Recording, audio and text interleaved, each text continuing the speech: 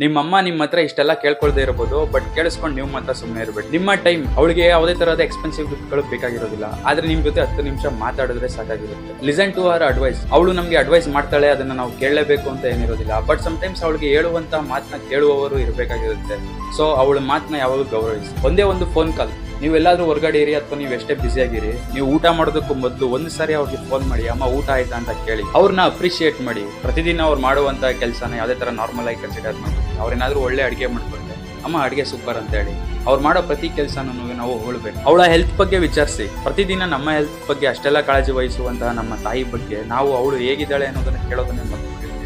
ಒಂದ್ಸರಿ ಹೋಗಿ ಅಮ್ಮ ನೀನ್ ಹೇಗಿದ್ಯಾ ಅಂತ ಕೂತು ವಿಚಾರಿಸಿ. ಅವಳ ಡ್ರೀಮ್ ಬಗ್ಗೆ ಕೇಳಿ. ನಮ್ಮ ಡ್ರೀಮ್ಸ್ ಗಳ ಬಗ್ಗೆ ನಾವು ಅಷ್ಟೆಲ್ಲ ಯೋಚನೆ ಮಾಡೋರು ನಮ್ಮ ತಾಯಿಯ ಡ್ರೀಮ್ ಏನು ಅನ್ನೋದನ್ನೇ ಮರ್ತೋಗಿರ್ತೀವಿ. ಎಷ್ಟೋ ಜನಕ್ಕೆ ಗೊತ್ತೇ ಇರೋದಿಲ್ಲ. ಸೊ ಒಂದ್ಸಾರಿ ಅವ್ರ ಡ್ರೀಮ್ ನ ಕೇಳಿ, ಅದನ್ನ ನೆರವೇರಿಸದೇ ಇದ್ರು ಪರವಾಗಿಲ್ಲ, ಅಟ್ಲೀಸ್ಟ್ ಏನು ಅಂತ ಕೇಳಿ ತಿಳ್ಕೊಳ್ಳಿ. ಅವಳ ಜೊತೆ ಮೆಮೊರೀಸ್ ಕ್ರಿಯೇಟ್ ಮಾಡಿ. ನಿಮ್ಗೆ ಫೋಟೋ ಫಿಬಿಯಾ ಇರ್ಬೋದು, ನೀವು ಎಷ್ಟೇ ಇಂಟ್ರೋವರ್ಟ್ ಆಗಿರ್ಬೋದು, ಆದ್ರೆ ನಿಮ್ಮ ತಾಯಿ ಜೊತೆ ಮೆಮೊರೀಸ್ ನ ಕ್ರಿಯೇಟ್ ಮಾಡೋದಕ್ಕೆ ಯಾವುದೇ ತರಹದ ಇಂಜರಿ ಬರೋದು. ಆ ಜಾಗ ಯಾವುದೇ ಇರಲಿ, ಜನ ಯಾರೇ ಇರಲಿ, ಸರ್ಪ್ರೈಸ್ ಮಾಡಿ. ಸರ್ಪ್ರೈಸ್ ಅಂದ್ರೆ ಪಾಸಿಟಿವ್ ವೇ ಆಗಿರ್ಬೇಕು. ಸಮಟೈಮ್ಸ್ ನಿಮ್ಮ ಅಮ್ಮ ಎಲ್ಲೋ ಹೊರಗಡೆ ಹೋಗಿರ್ತಾರೆ, ಬರೋದ್ರೊಳಗಡೆ ನೀವೇ ಮನೇನ ಕಂಪ್ಲೀಟ್ ಆರ್ಗನೈಸ್ ಮಾಡಿ.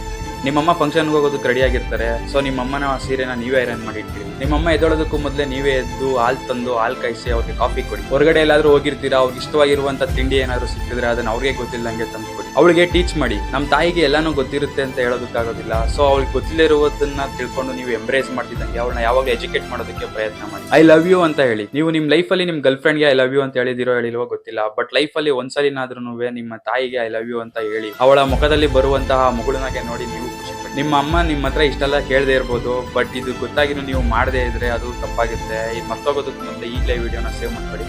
ನಾನು ಮತ್ತೆ ಸಿಗ್ತೀನಿ.